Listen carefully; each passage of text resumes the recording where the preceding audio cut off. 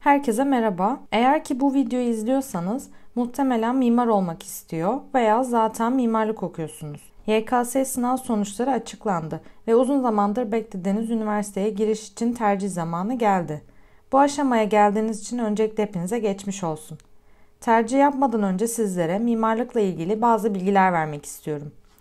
Mimarlık mesleği kulağa güzel ve havalı geliyor olabilir.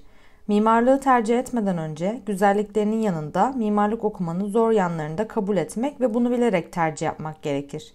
Bu videoda mimarlığı tercih etmeden önce bilmeniz gereken 8 maddeden bahsedeceğim. Çizim yeteneği. Mimarlık okumak için çizim yeteneği gerekip gerekmediği kafaları karıştırabilir. Ancak mimarlık okumak için mükemmel resimler çiziyor olmanız gerekmiyor.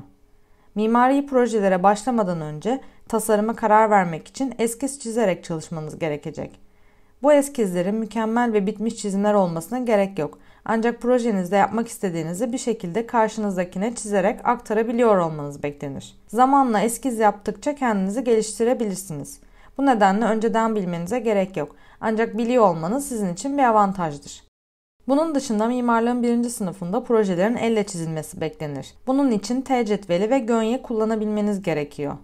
Bunları da hiç bilmeden üniversiteye girdikten sonra teknik resim dersinde öğrenebiliyorsunuz. Mimari tasarım, proje dersleri.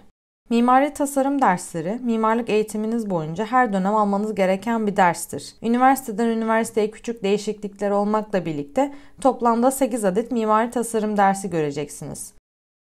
Bunun dışında projenize yardımcı olabilecek başka teorik dersleri de almanız gerekecek. Kredisi en yüksek olan ve mimarlık eğitiminizde en önemli yere sahip olan ders proje dersiniz olacak. Bu yüzden en fazla zamanınızı bu derse ayırmanız gerekecek. Bu ders ön koşullu olduğu için bir proje dersini geçmeden bir üst proje dersini alamazsınız. Bu yüzden bir tane projeden kalmanız okulunuzun bir dönem uzamasına neden olur. Proje dersinin işleyişi dönem başında belirlenen proje konusuna göre arazi seçimi, çevre analizleri, tasarım kararları ve proje geliştirme aşamaları şeklinde ilerler. Bunun için her hafta her proje dersine yeni bir şeyler araştırmış ve çizmiş olarak gelmeniz beklenir. Bu dersler daha çok sizin getireceğiniz çizimler üzerinden ilerler.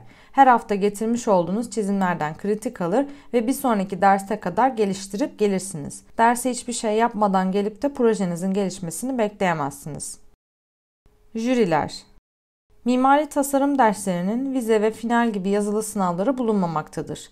Bunun yerine dönem boyunca geliştirmiş olduğunuz projenizi 3-4 hocadan oluşan jüriye sunmanız gerekmektedir. Jüri üyeleri genellikle proje hocanızın tanıdığı ve sizin projenizi hiç bilmeyen insanlardan oluşur. Bu nedenle yapmış olduğunuz projeyi hiç bilmeyen birine güzel bir şekilde anlatabilmeniz ve satabilmeniz gerekir. Jüride hazırlamış olduğunuz posterleri duvara asarak bu poster üzerinden projenizi jüriye sunarsınız. Aynı zamanda projenizin ölçeğine göre yapmış olduğunuz arazi maketlerini de jüriye sunmanız gerekir. Dönem içinde 2 veya 3 adet jüri olur.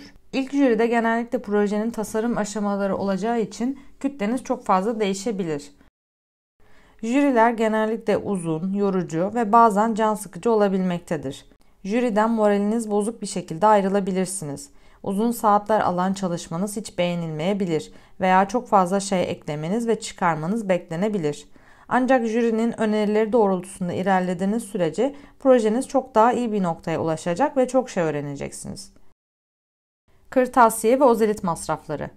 Mimarlık okurken yapmış olduğunuz projenizi pafta haline getirmeniz ve ozelitçilerde çıktı almanız gerekecek. Paftalarınızın boyutları derste istenilenlere göre değişiklik göstermekle beraber A4'ten A0'a kadar uzanmaktadır.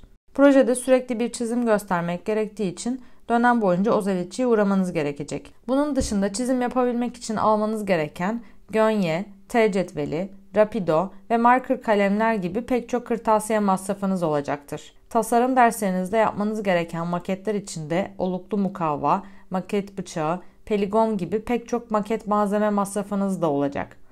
Bu masraflar okul tarafından karşılanmaz, tamamen size aittir. Bu yüzden biraz masraflı bir bölüm olduğunu hatırlatmakta fayda var. Uykusuzluk ve sabahlamalar.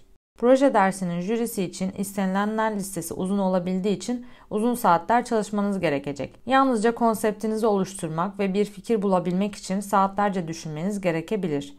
Projeniz her an aklınızda olabilir. Otobüste, metroda, markette, hatta banyoda bile nasıl ve ne yapacağınızı düşünmeye devam edebilirsiniz. Jüriden önceki son hafta derste aldığınız kritikte bile projenizde çok fazla şey değiştirmeniz gerekebilir. Bu yüzden siz 5 hafta öncesinden hazırlanmaya başlasanız bile son dakikaya kadar yeni bir şeyler eklemeniz gerekebilir.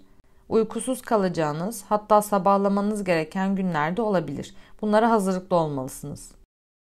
Sosyal hayat. Mimari proje derslerinize çok fazla zaman ayırmanız gerekeceği ve muhtemelen uykusuz kalacağınız için arkadaşlarınızla buluşmaya her zaman vakit bulamayabilirsiniz. Ve mimar olmayan arkadaşlarınız çoğu zaman sizin neden onlarla buluşmadığınızı anlamayacaklardır.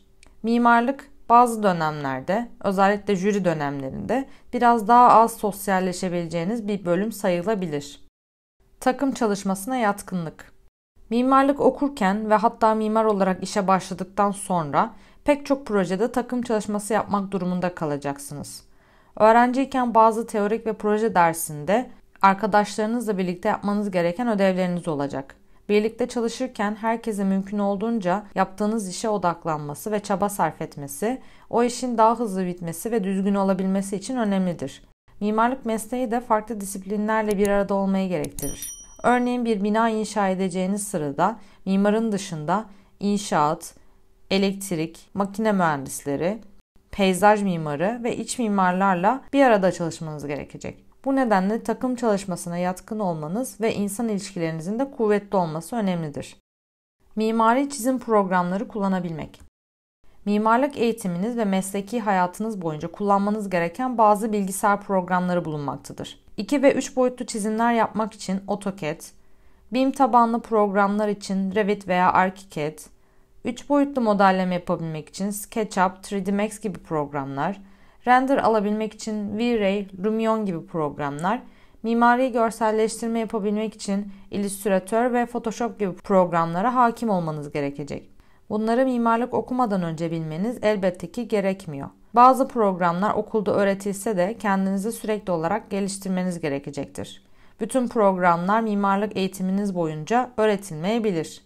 Bu programlara ait YouTube'dan erişebileceğiniz pek çok kaynak mevcut. Kanalıma ilk defa geliyorsanız bu programları nasıl kullanabileceğinize dair videolar paylaşıyorum. Mimarlığı tercih etmeden önce mimari programları öğrenebileceğiniz videoları göz atabilir, üniversiteye başlamadan önce fikirler edinebilirsiniz. Bu videoda sizlere mimarlık okumadan önce bilmeniz gereken 8 konudan bahsettim. Eğer mimarlık okumaya karar verdiyseniz sizi zorlu fakat severek yaparsanız keyifli bir süreç bekliyor. Aklınıza takılan başka bir konu varsa yorumlarda buluşalım. Bir sonraki videoda görüşmek üzere.